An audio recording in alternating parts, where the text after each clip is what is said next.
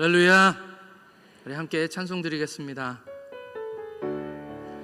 우리 가사를 생각하면서 다 많이 아시는 찬송이니까요, 우리 마음으로 하나님께 올려드리겠습니다. 전능하신 주 나의 하나님은, 전능하신 나의 주 하나님은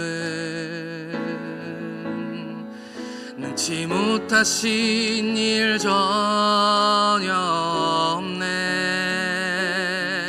우리의 모든 간구도, 우리의 모든 생각도, 우리의 모든 꿈과 모든 소망도 신실하신 나의 주 하나님은 우리의 모든 괴로움 바꿀 수 있네. 불가능한 일 행하시고 죽은 자를 일으키시니 그를 이길 자 아무도 없네. 주의 말씀 의지하여 깊은 곳에 금을 던져 오늘 그가 놀라운 일을 이루시는 것 보라. 주의 말씀 의지하여 믿음으로 금을 던져 믿는 자에겐 능치 못함 없네. 한 번 더 하겠습니다. 전능하신 나의 주 하나님은 능치 못하신 일 전혀 없네.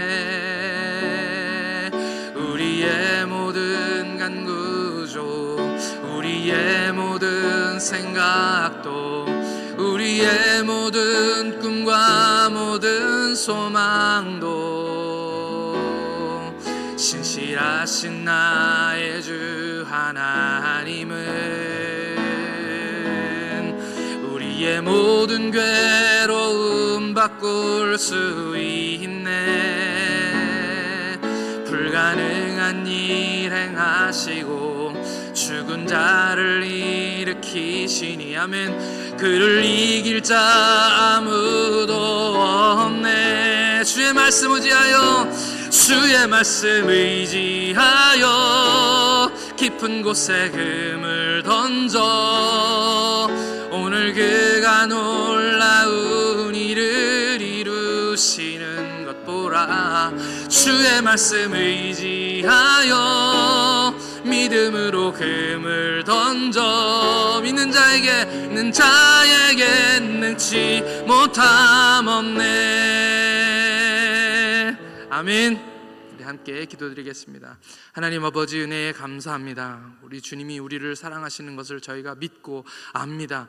하나님, 이 시간에도 그 전능의 팔을 펴셔서 하나님의 자녀들을 품으시고 어떠한 상황, 어떠한 환경 가운데 있을지라도 건져내어 주실 뿐만 아니라 우리를 사용하셔서 복음의 일꾼으로 세워주실 줄 믿습니다. 이 시간 우리에게 말씀하여 주시고 저희들은 듣고 깨닫는 시간 되게 하여 주시옵소서. 감사드리오며 우리 주 예수 그리스도의 이름으로 기도드리옵나이다. 아멘. 할렐루야. 제가 사진 한 장을 준비했습니다. 보여드리겠습니다. 좀 찬송 은혜롭게 전하고 이런 사진을 보여드려서 죄송합니다.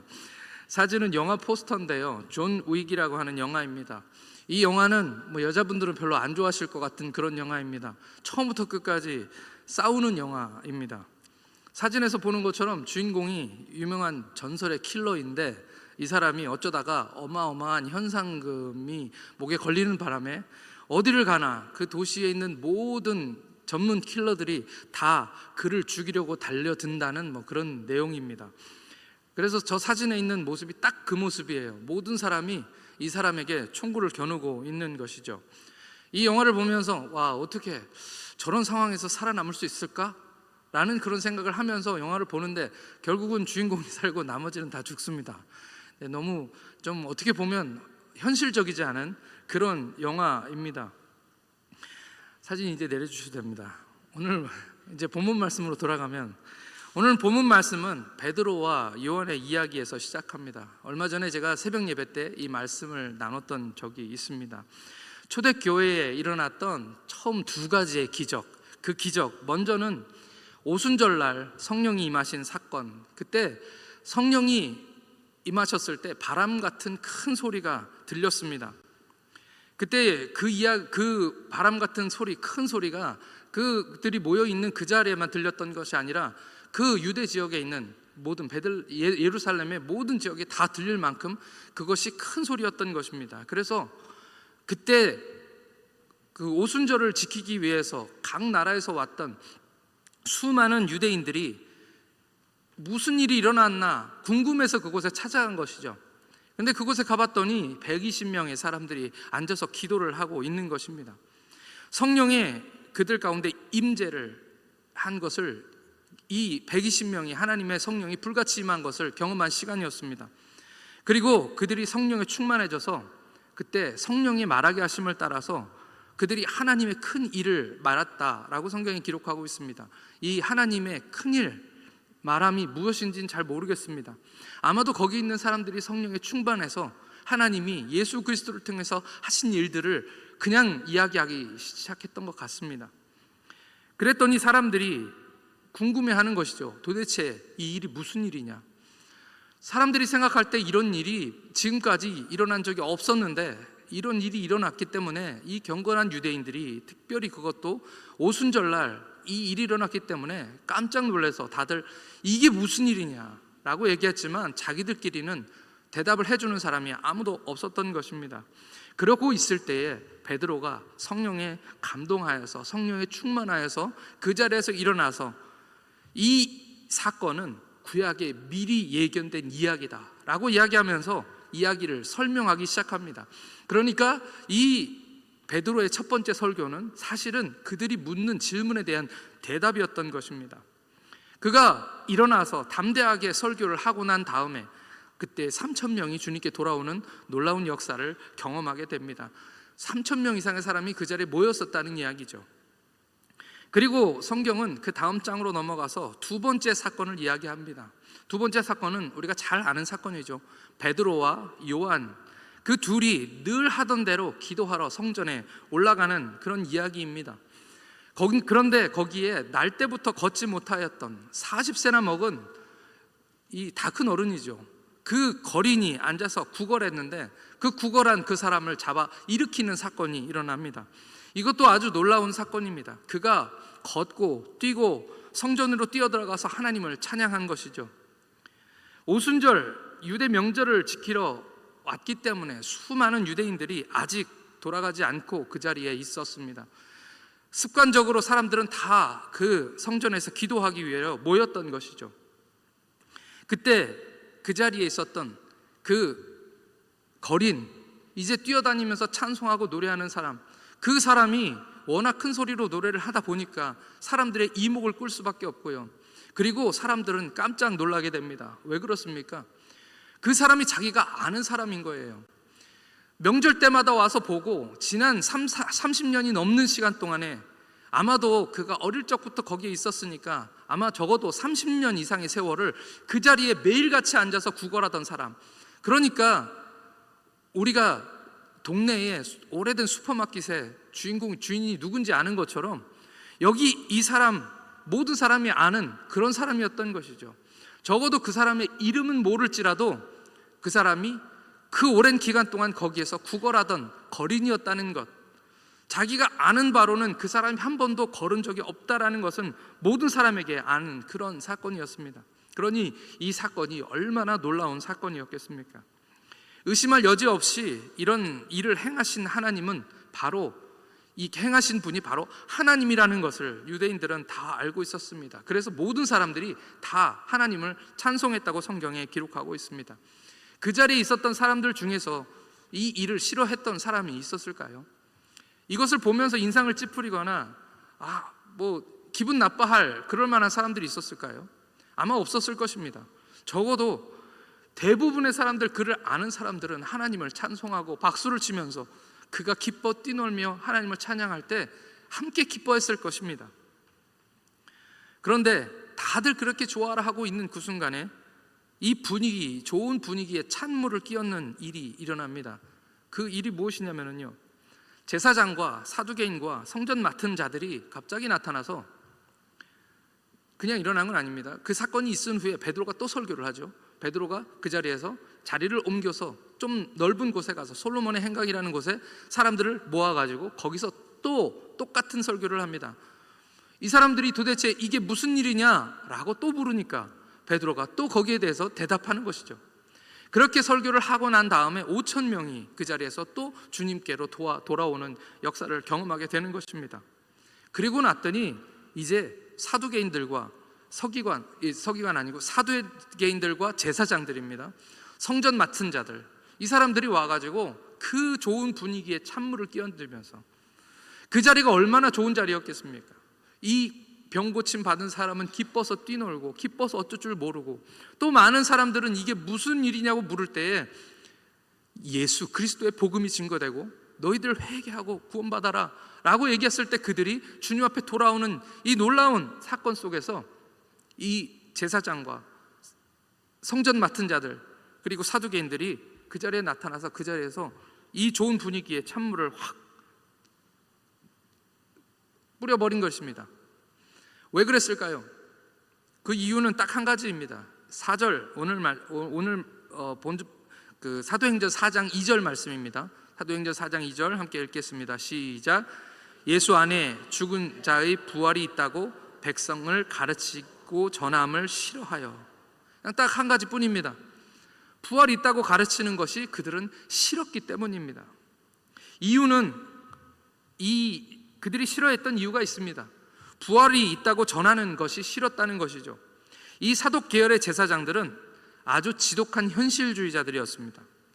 부활도 없다고 하고 천사도 없다 하고 그런 영적인 세계를 인정하지 않는, 믿지 않는 그런 사람들이었죠. 참 희한한 것입니다. 제사를 집행하는 종교 지도자들이 영적인 것을 믿지 않는다. 참 이상하죠. 그런데 어쨌든 이 사독 계열의 제사장들, 그들의 가문은 모두 다 그런 현실주의자들이었습니다. 이들은 로마에 아첨하면서 유대에서 지위를 유지하는 그런 사람들이었습니다. 한마디로 얘기하면 앞잡이였죠. 그러니 부활에 대한 이야기를 싫어할 수밖에 없는 것입니다. 사람들이, 불쌍한 사람이 치료받아서 다들 좋아서 기뻐하고 찬송하고 막 그러고 있는데 그걸 딱 끊고 베드로와 요한을 끌고 가버린 것입니다. 그 시간이 벌써 저녁이어서 공의회를 열 수 없는 시간이었기 때문에 하룻밤을 감옥에 가둬 버렸습니다. 착한 일을 했다고 감옥에 가둔 것입니다. 그것이 이 오순절 교회가 탄생하고 첫 번째 있었던 교회에 대한 박해입니다. 그 다음날 공의회가 열렸습니다. 산헤드린 공의회입니다. 우리가 들어봤죠. 산헤드린 공의회. 이 산헤드린 공의회는 한마디로 말하면 유대인들의 최고 법정입니다. 최고 법정, 그보다 높은 법정은 없고요. 이 공회보다 더 힘 있는 사람들은 유대인 중에는 없었습니다. 그곳에 모인 사람들은 이 유대인들 중에서 가장 유력한 70명의 사람들이었습니다. 공의회에 70명이 둥그렇게 앉고 지금 이 한가운데 베드로와 요한을 세운 것입니다. 모든 눈이 다 베드로와 요한을 향해 바라보고 있습니다. 이 장면을 우리가 상상해 보시면 얼마나 이게 위압적인 분위기였는지를 우리는 알 수 있습니다. 그 자리에 선 사람들은 정말 중요한 문제가 아니면 그 자리에 설 수가 없는 사람들이죠. 근데 거기에 지금 베드로와 요한이 가운데 서 있는 것입니다. 그리고 사람들은 도대체 무슨 일인가 생각하면서 지금 이 요한과 베드로를 바라보고 있는 것입니다. 그런데요, 이 일이 있기 이전에 똑같이 그 가운데 서 있던 사람이 한 사람 있었습니다. 베드로에게는 요한이라도 옆에 있고 지금 여기 또 한 사람 또 있습니다. 베드로하고 요한 말고 병 고침 받은 사람도 지금 옆에 서 있습니다. 그 사람은 또 무슨 죄인가요? 그냥 병 고침 받아서 너무 좋아했고 기뻐했던 것뿐인데, 근데 지금 똑같이 베드로와 요한과 함께 이 산헤드린 공의회, 그냥 말만 들어도 그냥 부들부들 떨 수밖에 없는 이 무서운 장소에 지금 이 세 사람이 서 있는 것입니다. 그들은 혼자는 아니었습니다. 그런데 여기에 혼자 서 있던 분이 계십니다. 여러분들은 그분이 누구인지 아시죠? 얼마 지난 일도 아닙니다. 오래된 일도 아닙니다. 똑같은 공간에 똑같은 사람들과 함께 그 자리에 서 있었던 분이 바로 우리 예수님이십니다. 예수님이 모든 사람들이 죽이려고 그 도끼를 품고 그 예수님을 바라보면서 예수님을 죽이려고 했던 그 장소인 것이죠. 오래전도 아닙니다. 한두 달 전에 일어난 일입니다. 그리고 이 산헤드린 공의회에서 예수님을 이방인인 빌라도에게 넘겨주기로 결정한 것입니다. 유대인들이 직접 형을 집행할 수 없었기 때문에 이 산헤드린 공의회에서는 유대인들의 민심을 등에 업고 로마 총독에게 누구든지 죽여달라고 얘기할 수 있었고요. 그리고 그들은 민심이 두려웠기 때문에 이 로마 총독들은 그들이 죽여달라는 사람을 그냥 죄도 묻지 않고 죽일 수 있는 그런 최고 법정이었던 것입니다. 입을 모아서 예수님을 죽이라고 소리치던 사람들이 그대로 그 자리에 똑같이 앉아서 지금 똑같은 눈을 하고서 지금 베드로와 요한을 쳐다보고 있는 것입니다. 저는 오늘 이 말씀을 준비하면서 이 포스터가 떠올랐습니다. 그래서 이 포스터 다시 안 보여주셔도 됩니다. 모든 사람이 정말 모든 사람에게 미움을 받는다는 것만큼 이 고통스러운 일이 없는 거죠. 모든 사람들이 손가락질하고 모든 사람들이 미워하고 모든 사람들이 한 마음으로 죽이려고 달려드는 것만큼 두려운 것이 없는 것입니다. 그렇기 때문에 이 장소에서 똑같은 질문을 하게 됩니다. 과연 베드로와 요한은 살아남을 수는 있을까? 많은 사람들도 똑같이 생각했을 것입니다. 이제 이 사건이 많이 알려졌기 때문에, 하루가 지났기 때문에 교회는 이제 교인들이 많아졌죠. 그 교인이 많아진 그 교회는 걱정하면서 밤을 지샜을 것입니다. 우리 예수님도 거기서 죽임을 당하셨는데 베드로와 요한은 살아남을 수 있을까? 끌려가서 죽임 당하면 어떡하나 하며 아마 기도하지 않았을까 그 생각을 하게 됩니다. 그런데 참 신기한 일이 발생합니다. 어떤 일이냐면, 또 이것도 반전인데요, 이 사도행전은 반전에 반전을 거듭합니다. 그 자리에 베드로가 일어나서 이야기하기를 시작합니다. 사실 누가 이 산헤드린 공의회에서 두려움에 떨지 않을 사람이 있을까요? 떨어야 사실 그것이 당연한 것입니다. 그들은 이 베드로와 요한의 생사여탈권을 지닌 사람들입니다. 그런 권세를 가진 사람들 앞에서 지금 베드로가 가운데 서서 담대히 그들을 향하여 자기 자신을 변호하는 것입니다. 너희가 무슨 권위를 가지고 누구의 이름으로 사람들 앞에서 설교를 하느냐라는 그 질문에 대한 대답을 지금 변명하면서 하는 것입니다. 이 변명이 바로 한편의 설교입니다. 다 이야기를 읽을 수는 없습니다. 성경을 계속 읽고 있으니까요. 여러분들이 읽으셨으면 좋겠습니다. 이 말씀을 읽을 때 참 가슴이 벅차오르는 그런 감동을 경험하게 됩니다. 베드로가 이야기를 시작합니다. 그런데 그가 담대하게 이야기하는 것을 보면서 사람들의 표정이 조금씩 바뀌기 시작하는 것입니다. 눈에 도끼를 품고 바라보던 그 산헤드린 공의회에 정말 절대 권력을 가진 그 사람들이 서로 수군대기 시작합니다. 웅성웅성거리기 시작합니다. 뭔가 놀란 표정으로 서로를 바라보고 있는 것입니다. 사도행전 4장 13절에서 14절 말씀 우리 같이 함께 읽겠습니다. 사도행전 4장 13절 14절 시작. 그들이 베드로와 요한이 담대하게 말함을 보고 그들을 본래 학문 없는 범인으로 알았다가 이상히 여겨 또 전에 예수와 함께 있던 줄도 알고 또 병 나은 사람이 그들과 함께 서 있는 것을 보고 비난할 말이 없는지라. 아멘. 저는 이 말씀을 읽을 때 다니엘이 생각났습니다. 다니엘을 던져 넣으면 잘 먹으라고, 그죠? 잘 잡아먹으라고 사자들을 굶겼습니다. 굶주린 그 사자들, 다니엘이 이 일을 모두 마치고 무사히 빠져나왔을 때 오히려 참소하던 사람들을 잡아다가 그 똑같은 불에 던져 넣습니다. 그러니까 어떻게 됐다고 성경에 얘기하고 있습니까? 그들이 굴 바닥에 닿기도 전에 사자들이 곧 그들을 움켜서 그 뼈까지도 부서뜨리니라. 그 사자들은 이 다니엘을 참소하던 사람들, 그 사람들을 던지자마자 그것이 땅에 떨어지기도 전에 받아서 그냥 뼈까지도 다 부숴서 먹었다고 그렇게 이야기하고 있습니다. 왜 사자들은 그렇게 먹었을까요? 배고프니까요. 배고파서 그렇게 굶주리도록 만들어서 다니엘을 잡아먹도록 만들었지만 다니엘을 그 사자들이 건드리지 못했습니다. 건드리지 못한 것이 아니라 건드리지 않습니다. 그 이유가 무엇입니까? 다니엘의 고백입니다. 그의 천사를 보내어 사자들의 입을 봉하셨으므로. 하나님이 천사들을 보내어 사자들의 입을 막으셨다라고 말씀하고 있는 것입니다. 할렐루야. 사람들은 베드로가 그렇게 말 잘할 줄을 몰랐었습니다. 그냥 뒤통수를 한 대 얻어맞은 것 같았습니다. 누가 알았겠습니까? 베드로도 유대인이고 또 유대인이기 때문에 어렸을 때부터 유대식 교육을 받고 자랐을 것이죠. 그렇지만 그것은 모든 유대인들이 다 받는 기본 교육입니다. 그냥 초등교육, 초등학교라고 말할 수 있는 것이죠.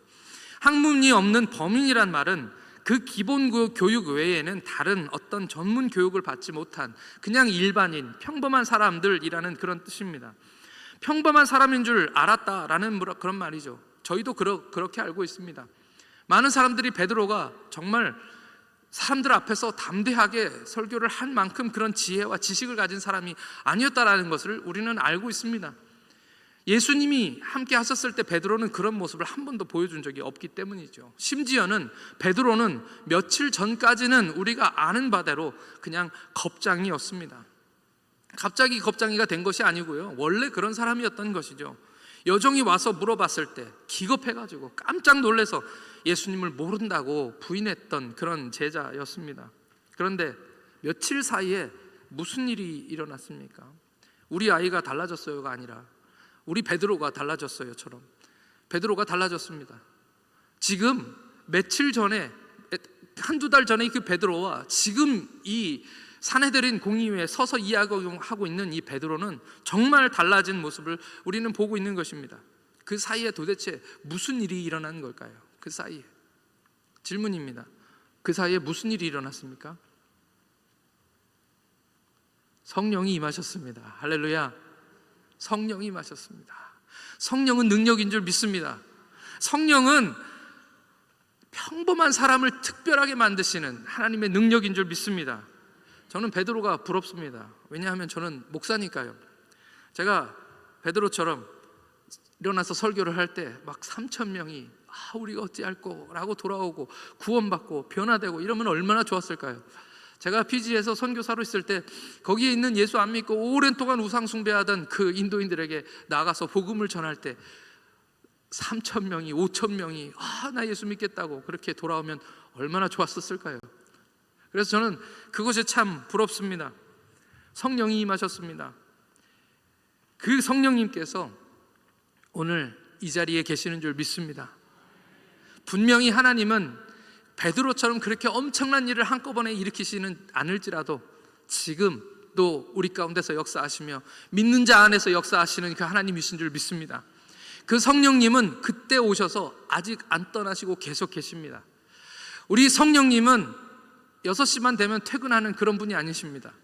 그때 오셔서 한 번도 그 자리를 안 떠나시고 그 자리에 계속 계시면서 계속해서 하고 싶은 일들을 하고 계시는 하나님이십니다. 그 똑같은 성령님이 2000년이 지났지만 지금 여전히 우리와 함께 하시는 똑같은 성령님을 믿으시기를 바랍니다. 그 똑같은 성령님을 우리가 받았고 그 똑같은 성령님이 세우신 교회가 바로 우리 시온성 교회입니다. 우리는 똑같은 예수님을 믿고요, 그리고 똑같은 하나님께 예배합니다. 그러므로 오늘 우리 가운데도 하나님이 분명 그 일을 나타내실 줄을 믿습니다. 아무리 평범한 사람일지라도 우리 하나님은 성령 충만하게 하시고 그 평범한 인생을 비범하게 아주 특별하게 사용하실 줄 믿습니다. 그리고 이제 그들이 풀려납니다. 할 말이 없으니까 그냥 윽박지르고 겁져서 이제 내보내는 것입니다. 이미 일어난 기적을 부인할 수가 없는 것이죠. 떡하고 그 옆에 지금 이 사람이, 그 나면서부터 걷지 못하던 사람이 걷고 뛰고 그 자리에 서 있는 것을 아무도 부인할 수 없기 때문에, 심지어는 밖에는 아직도 사람들이 이 일을 수군거리면서 사람들이 서로 이야기하면서 찬송하고 있습니다. 유대인들이. 그렇기 때문에 그래서 할 말이 없는 것이죠. 사도행전 4장 21절 말씀도 함께 읽겠습니다. 사도행전 4장 21절입니다. 함께 읽겠습니다. 시작. 관리들이 백성들 때문에 그들을 어떻게 처벌할지 방법을 찾지 못하고 다시 위협하여 놓아주었으니 이는 모든 사람이 그 된 일을 보고 하나님께 영광을 돌림이라. 아멘. 그렇게 풀려나게 됩니다. 그리고 교회에 가서 이야기를 하는 것이죠. 베드로과 요한이 이제 뭐 어디 갈 데가 있습니까? 그곳에서 풀려나서 그 있었던 일들, 하나님께서 그들 가운데 행하셨던 그 놀라운 기적을, 두 발로 들어갔다가 죽어서 나올 수밖에 없는 그 사내들인 공의회를 이제 풀려났다는 이 놀라운 일을 사람들에게 선교 보고하는 것입니다. 이제 보고하는 것이죠. 그 이야기를 하니까 교회가 한 마음과 한 뜻이 돼서 기도하는 것이 오늘의 본문 말씀입니다. 이 일을 생각하면서 교회에 보고하니까 교회 성도들이 함께 한 목소리로 기도하다가 한 성구가 떠오른 것입니다. 그것이 오늘 말씀 26절부터 28절 말씀입니다. 26절부터 28절까지 우리 다 같이 오늘 본문 말씀입니다. 사도행전 4장 26절부터 28절까지의 말씀 함께 읽겠습니다. 시작. 세상의 군안들이 나서며 관리들이 함께 모여 주와 그의 그리스도를 대적하도다 하신 이로소이다. 과연 헤롯과 본디오 빌라도는 이방인과 이스라엘 백성과 합세하여 하나님께서 기름 부으신 거룩한 종 예수를 거슬려 하나님의 권능과 뜻대로 이루려고 예정하신 그것을 행하려고 이 성에 모였나이다. 아멘. 기도하면서 지금 일어난 일들에 대해서 하나님께 얘기하고 있는 거죠. 이르는 겁니다. 이 사람들이요, 성경에 얘기한 대로 다 우리 그리스도를 대적하려고 지금 모였습니다 라고 하나님께 이르는 것입니다. 그러면서 그들이 머릿속에 떠올랐던 성경 구절이 바로 이 말씀입니다. 시편 2절 말씀인데요, 이 시편 말씀에 미리 예언되었던 대로 이 세상의 관원들이 다 함께 모여서 주님을 대적합니다 라고 기도하는 내용입니다. 이 말이 참 맞습니다. 이 말이 참 맞습니다. 이 시편 2편에 기록된 대로 세상의 군안들이 다 한때 모여서 한 목소리로 우리 주와 주 되신 그리스도를 대적하려고 이곳에 모였습니다 라는 말이 참 맞는 것이, 여기 70명의 사내들인 공의회 의원들은 그들은 정치 세력입니다. 좀처럼 하나 될 수 없는 사람들이었습니다. 정치는 그때나 지금이나 똑같은 것 같습니다. 각기의 다른 생각을 가진 사람들이 모여서 그들의 주장을 하는 것이죠. 아까 말씀드린 제사장들, 그러니까 사독 계열의 제사장, 이 사두개인들과 제사장들, 그리고 성전 맡은 자들은 아까 말씀드린 대로 지독한 현실주의자들이어서 정치하는 사람들이었습니다. 어쩌면 유대인의 원수인 로마와 화친을 하려는 그런 사람들이죠. 그런데 바리새인들, 그 자리에 함께 앉아있던 이 바리새인들과 서기관들은 그들의 반대 세력들이었습니다. 그들과 정치적인 생각도 다르고 그들과 종교적인 생각도 완전 다른 그런 사람들이었습니다. 오히려 영적인 것을 좋아하고 경건주의자들이었습니다. 그러면서 반로마주의자들이 많았습니다. 그래서 무력으로 독립을 시도하려고 했던 사람들도 이 바리새인들 중에 많았었습니다. 이 절대 하나 될 수 없는 권세들, 평소에는 정말 그들이 모여서 그냥 치고받고 우리나라 정치인들이 하는 것처럼 서로 소리지고 미워하고 싸우던 사람들이 이제 여기 성경에서 얘기하고 있는 것처럼 우리 주님을 죽이는 일에는, 예수님을 죽이는 일에는 똘똘 뭉치게 되는 것입니다. 서로 하나가 되는 것입니다. 거기에 이방인인 로마인들까지 합세해 있습니다. 이 7절 말씀에 과연 헤롯과 본디오 빌라도는 이방인과 이스라엘 백성들과 합세하여 하나님께서 기름 부으신 거룩한 종 예수를 거슬러 하나님의 권능과 뜻대로 이루려고 예정하신 그것을 행하려고 이 성에 모였나이다. 이들이 왜 하나 된 것입니까? 이들은 왜 함께 모여서 평소에는 다른 이야기를 하면서 그렇게 서로 싸우다가 왜 예수님만 가운데 놓고 그렇게 서로 죽이려고 하나가 되었던 것입니까? 그 이유는 분명합니다. 우리 예수님께서 바로 진리이시기 때문입니다. 할렐루야. 이 세상의 권세 뒤에는 누가 있습니까? 이 세상의 모든 권세 뒤에는 누가 있습니까? 바로 사탄입니다. 마귀입니다. 이 세상의 모든 권세들은 각기 존재하는 것처럼 보이고 겉으로 볼 때에는 서로 싸우는 것처럼 보이지만 사실은 한 가지 중요한 자기들만의 목적을 가지고 있습니다. 그 목적은 다 똑같습니다. 그리스도를 대적하는 것입니다. 사탄은 거짓말 장인입니다. 사탄은 늘 다른 말을 똑같이 이야기합니다. 제가 선교학을 공부할 때 선교학 교과서에 나온 이야기입니다. 사탄, 마귀는 시골에 가서는 귀신이 있다고 얘기한답니다. 그래야 사람들이 두려워서 하나님을 안 믿게 되는 거죠. 그리고 마귀는 도시에 가서는 사람들에게 귀신은 없다라고 가르친답니다. 거짓말을 그냥 너무 쉽게 하는 것이죠. 그게 마귀입니다. 사람들을 속이고 예수 그리스도를 대적하고 하나님으로부터 멀어지게 하기 위한 것, 한 입으로 두 말 아니라 세 말, 네 말까지 하는 것이 바로 마귀 사탄인 것이죠. 이 세상의 세력들은 짠 적이 없다고 얘기하고 한 번도 말 맞춘 적이 없는 것처럼 보이지만 그 뒤에는 마귀의 권세가 그들을 움직이고 있기 때문에 결국 교회를 대적하고 하나님을 대적하는 일에 하나 되는 것입니다. 우리는 영화와 뉴스, 온갖 미디어와 드라마와 인터넷, 요즘은 유튜브와 넷플릭스까지 각기 그들은 자기의 먹고 살기를 위해서 그냥 열심히 사는 그런 단체인들 것처럼 그렇게 보여집니다. 그리고 어쩔 때는 그들이 서로 싸우는 것처럼 보이고요. 이 세상의 모든 권세들은 다 그렇게 각기 존재하는 것처럼 그렇게 보이지만 사실은 그들 뒤에는 악한 영이 그들을 붙잡고 같은 목적을 가지고 다른 이야기를 하면서 사람들을 미혹하고 그리고 결국에는 그리스도를 대적한다는 사실을 우리는 모두 다 알고 있습니다.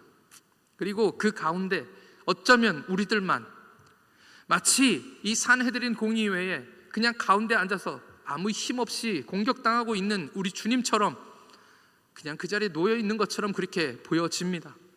우리가 다음 세대를 위해서 기도하는 것도 무엇입니까? 이 아이들이 세상 가운데 이제 던져지게 될 것인데 이 아이들을 세상에 보냄이 양을 이리 가운데 보낸 것 같도다 라는 같은 마음을 우리가 우리 마음속에 품기 때문이죠. 세상에 내보내는 것이 참 두렵고 무섭습니다. 왜냐하면 그들을 옆에 아무도 없기 때문이죠. 그냥 혼자 있는 것처럼 그렇게 보여지는 것입니다. 세상의 모든 종교들도 마찬가지입니다. 자세히 들여다보면 세계 4대 종교도 그렇고 하다못해 시골 촌구석에 있는 무당들도 사실은 다른 이야기를 하는 것처럼 보이지만 다 같은 이야기를 하고 있는 것입니다. 똑같은 목소리를 내고 있는 것입니다. 결국 하나 되어 그리스도를 대적하고 교회를 대적합니다. 그것이 그들의 본색이고 그들을 사로잡고 그들을 뒤에서 조종하고 있는 마귀의 권세인 것이죠. 이 세상의 가치와 철학과 사상과 심지어는 일부 신학까지도 다 그리스도를 대적하기 위하여 교회를 대적하기 위해 하나가 됩니다. 이것은 이단뿐만이 아닙니다. 이 세상의 모든 것은 다 우리 그리스도를 대적한다는 것이죠. 어떤 사람들은 이야기합니다. 기독교회가 교리가 배타적이기 때문에 그래서 너희들이 공격당한다 이렇게 얘기하고 있는데요. 왜 우리가 배타적일까요? 배타적인 거 맞습니다. 구원은 유일하게 우리 주님밖에 없습니다라고 우리가 외치기 때문입니다. 그것이 배타적이라고 사람들은 얘기를 하는데 그런데 어떡합니까? 예수님밖에는 구원이 없는데요. 그게 사실인데요. 예수님 아니면 다 지옥 가고 형벌받고 심판받을 수밖에 없는데요. 그것이 현실이고 그것이 사실이니까 저희는 그것을 아니라고 얘기할 수가 없는 것입니다. 베드로가 이야기하고 있는 것처럼 천하 사람 중에는 다른 이름, 구원받을 만한 다른 이름을 우리에게 주신 적이 없는데 어떡합니까? 다른 이로서는 구원받을 수 없습니다. 그래서 어쩔 수 없이 우리는 배타적일 수밖에 없고 우리 하나님은 유일하신 하나님이시라고 얘기할 수밖에 없습니다. 왜 다들 우리만 미워해? 라고 이야기할 수 있지만 그 말은 다른 편으로 얘기하면 우리가 가진 진리가 진짜이기 때문입니다. 양보할 수 없는 진짜이기 때문이라는 것이죠. 오늘 말씀을 가져온 시편 2편 말씀 함께 같이 읽겠습니다. 시편 2편 말씀입니다. 시편 말씀 2편 1절로부터 4절 말씀입니다. 함께 같이 읽겠습니다. 시작. 어찌하여 이방 나라들이 분노하며 민족들이 헛된 일을 꾸미는가? 세상의 군원들이 나서며 관원들이 서로 꾀하여 여호와와 그의 기름 부음 받은 자를 대적하며 우리가 그의 맨 것을 끊고 그의 결박을 벗어버리자 하는도다. 하늘에 계신 이가 웃으시며 주께서 그를 비웃으시리로다. 아멘. 오늘 말씀의 제목은 주께서 그들을 비웃으시리로다입니다. 할렐루야. 하늘에 계신 이가 웃으시며 주께서 그들을 비웃으시리로다. 웃음이라는 단어는 히브리어로 짜하크라고 합니다. 짜크. 이 히브리어에서 크 발음은 이런 발음입니다. 짜크. 이 짜크라는 단어가 있는데 이것은 사람들이 좋아서 웃는 웃음입니다. 좋아서 웃는 웃음. 근데 이 짜크라는 말에서 이츠하크라는 단어가 또 있는데 이 말은 기분 나쁘게 웃는 웃음입니다. 이 짜하크가 있고 이츠하크가 있는데 이 이츠하크는 썩 기분 좋지 않은 그런 웃음입니다. 이 시편 1절 1편 말씀에서 하나님이 웃으시는 웃음은 이 이츠하크입니다. 기분 좋은 웃음이 아니고요, 비웃으심입니다. 기분이 안 좋은데 웃으시는 웃음이 바로 이 이츠하크의 웃음입니다. 시편 2편 앞에는 시편 1편이 있습니다. 우리가 잘 아는 것처럼 복 있는 사람은 악인의 꾀를 쫓지 아니하고 죄인의 길에 서지 아니하고 오만한 자의 자리에 앉아. 하나님의 율법을 즐거워하여 묵상하는 그 아름다운 1편이 기록되어 있죠. 이 1편을 시편의 기자가 기록하고 있을 때 하나님이 웃으셨던 웃음은 아마 짜크였을 것입니다. 기쁨이죠. 그런데 이 2편 말씀에 시편 2편 말씀의 웃음은 기분 좋은 웃음이 절대 아닙니다. 이 이방 나라들이 분노하여 민족들이 헛된 일을 꾸민다라고 얘기할 때 이 꾸민다라는 단어가요, 시편 1편에도 똑같이 나옵니다. 시편 1편에도 똑같이 나오는데 여호와의 율법을 즐거워하여 그 율법을 주야로 묵상하는 자로다 할 때 이 묵상이라는 단어가 이 이방인들, 이 관원들이 꾸민다, 헛된 일들을 꾸민다 할 때 이 단어하고 똑같은 단어입니다. 그러니까 무슨 뜻입니까? 의인들은 하나님의 말씀을 즐거워해서 그 말씀을 맨날 묵상하면서 기쁨의 짜하크를 마음속에 지니는데 이 세상 권세들은 맨날 그 악한 일들, 헛된 일들만 묵상하고 그것을 작은 소리로 읊조리면서 늘 그렇게 악한 일들만 꾸민다는 그런 말이죠. 하나님이 웃으시는 줄 믿습니다. 바울에게 주님이 말씀하십니다. 가시체의 뒷발질 하기가 네게 고생이다. 가시체의 뒷발질 하기가 네 고생이다. 예수님께서 바울에게 나타나셔서 너 왜 이렇게 고생하냐? 왜 이렇게 사서 고생하냐? 예수 믿는 자들을 핍박한다고 죽인다고 그렇게 돌아다니는데 그거 가시체의 뒷발질 하는 거다. 그거 아무것도 아니다 라고 말씀하고 있는 것이죠. 가시체는 속모는 막대기 끝에 달린 뾰족한 막대기입니다. 아무리 소가 안 가겠다고 버팅겨도 뒷발질을 해도 그냥 계속 그 가시체로 엉덩이를 찌르는 것입니다. 그러니까 왜 사서 고생을 하느냐라는 그런 말씀이죠. 이 세상의 권세들이 하는 일들이 그렇습니다. 이 세상의 권세들은 결국 무너질 줄 믿습니다. 이 세상의 권세들은 결국은 끝이 확실합니다. 우리 하나님의 그 권세를 이길 수가 없는 것이죠. 그래서 하나님은 그들을 비웃으신다고 말씀하십니다. 하나님을 어떻게 대적합니까? 하나님을 어떻게 이길 수가 있습니까? 하루 강아지가 범 무서운 줄 모르는 것이죠. 그래서 그들이 기도하는 것입니다. 이 풀려났을 때 사람들, 교인들이 다 함께 모여서 그들이 하나님께 기도합니다. 뭐라고 기도합니까? 기독교가 박해를 받고 세상의 군환들이 나서서 그들이 그리스도를 대적하고 교회를 대적할 때에 두려워서 떠는 것이 아니라 그들이 하나님께 기도하는 기도의 내용은 결국은 나는 복음을 전하겠습니다 입니다. 우리는 예수 그리스도의 부활을 전할 테니 하나님 주님 하감하여 주옵소서. 우리를 돌봐 주옵소서. 하나님의 종들을 통하여 하나님의 기적들을 나타내시고 그 기적들을 통하여 말씀을 통해서 하나님의 복음이 증거되게 하여 주옵소서라는 기도인 것입니다. 저는 하나님의 교회가 핍박을 당할지라도 분명히 이기는 줄 믿습니다. 그 결론은 확실하다고 우리는 다 같이 믿습니다.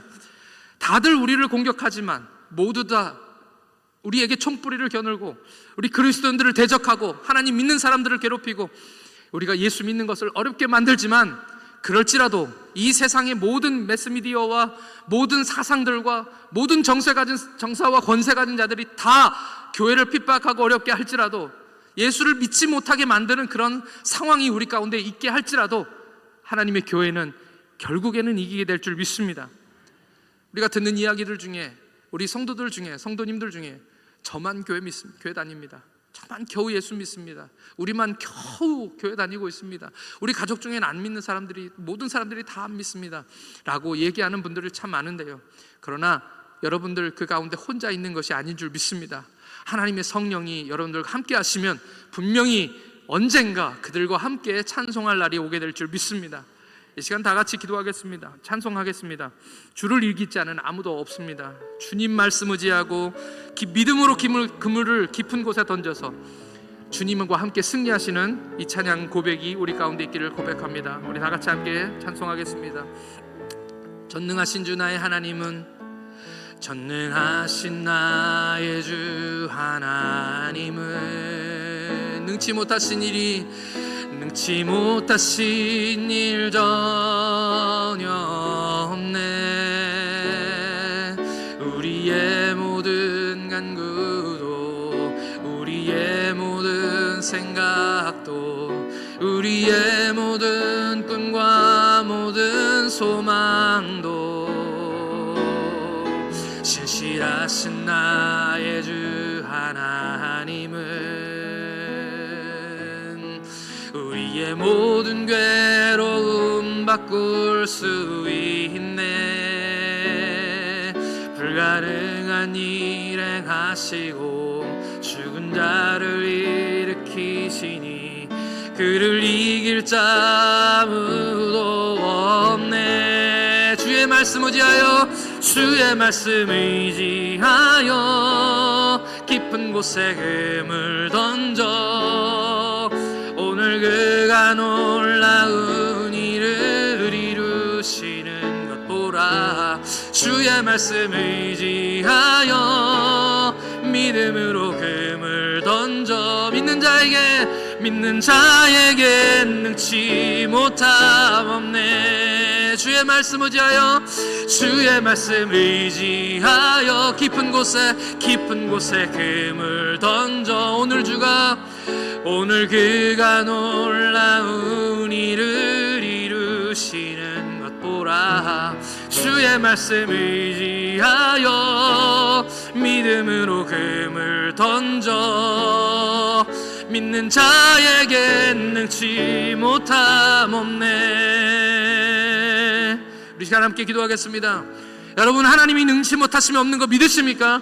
우리 하나님은 전능하신 하나님이십니다. 우리 같은 하나님, 같은 예수님, 같은 성령님이 우리 가운데 계십니다. 우리도 능력 있게 하여 주시고 담대하게 하여 주시고 부활의 증인되게 하여 주옵소서. 우리도 보고 들은 것을 말하지 않을 수 없습니다.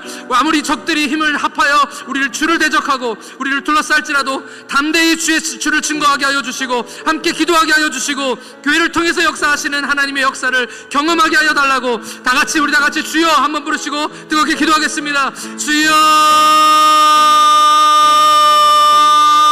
우리 하나님 능력이 하나님이심을 믿습니다. 우리 하나님은 전능이 하나님을 믿습니다. 오늘 우리 삶 가운데서도 그 능력이 하나님의 손이 여전히 역사하심을 믿습니다. 같은 하나님의 성령이 우리 가운데 역사하셔서 우리 마음을 감동하시고 우리를 가득 채워주시며 성령의 충만함으로 역사하여 주옵소서. 오늘 우리가 하나님을 만나 아버지의 예배할 때마다 우리에게 주시는 그 감동으로 아버지 하나님의 복음의 증인으로 하나님의 자녀들로 하나님의 일꾼으로 우리를 세워주신 줄 믿습니다. 용사같이 담대하게 하여 주시고 이기게 하여 주시고 승리하게 하여 주시옵소서. 아버지, 우리는 이 복음을 전하지 않을 수가 없습니다. 하나님 주의 주신 복음을 증거할 때 하나님 담대케 하여 주시고 아버지 하나님 주님께서 주시는 그 능력으로 이기게 하여 주시옵소서.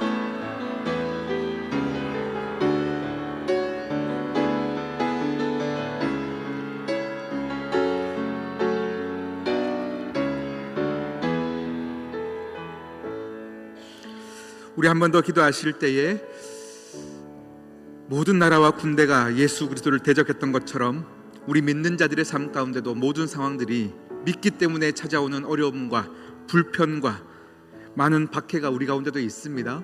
또 혹 이 시간 여러분 떠올리시는 분들이 있다면 우리 함께 중보하시고요. 내 삶이 그러한 분이 계시다면 이 시간 어떠한 어려움 가운데서도 하나님을 믿는 그 믿음 붙잡고 나아가게 달라고 기도하시고요. 말씀이 우리의 삶 가운데 이루어지게 달라고 함께 한 번 더 기도하시겠습니다. 기도합니다. 하나님 아버지 참 감사합니다. 말씀대로 사는 것, 예수 그리스도의 길을 따라 사는 것, 그렇기 때문에 찾아오는 아픔과 불편과 핍박과 어려움이 우리 가운데 있다 할지라도 이 길이 생명의 길인 줄 알게 하여 주시사 하나님 아버지여 흔들리지 않게 하여 주시옵시고, 이 길을 따라 살아갈 때에 우리의 마음이 이것이 맞나 고민되어질 때 다시금 말씀이 내 말씀 깊이 도와주시옵시고, 하나님 아버지 내 주위의 삶에 살아가는 사람들에게 아버지의 믿음으로 살아가는 길 가운데 외롭고 지치는 이들이 있다면 하나님 천군 천사를 보내주시옵시고 우리가 그 돕는 손길이 되어지게 하여 주시사 하나님 우리 모두가 함께 격려하며 함께 십자가의 길을 걸을 수 있도록 주여 은혜도 하여 주시옵소서. 말씀이 우리의 삶 가운데 진리요 말씀이 우리 가운데 생명임을 알게 하여 주시사 이 길에서 떠나는 이가 없게 하여 주시옵시고 이 길 모두 함께 나아가 기쁨을 찾는 생명을 찾는 우리 모두가 되게 하여 주시옵소서. 함께 하실 주님을 찬양합니다. 하나님 아버지 참 감사합니다. 예수 그리스도를 따르는 길이 생명의 길임을 다시금 한 번 더 기억하게 하는 귀한 말씀을 주심에 감사합니다. 하나님 우리가 모두가 하나님 아버지의 은혜 가운데 이 길에 섰사오니 한 명도 이 길에서 떠나는 이가 없게 도와주시옵시고 이 말세 때에 더욱더 힘들어지며 우리를 괴롭히려는 모든 악한 세력의 공격과 모든 계략들 가운데서도 우리 모두는 더욱더 힘있게 나아가 예수 그리스도가 우리의 구주이시라고 고백하는 우리 시온성교회 온 가족들 되게 하여 주시옵소서. 이 모든 말씀 예수님의 이름으로 기도드립니다. 아멘.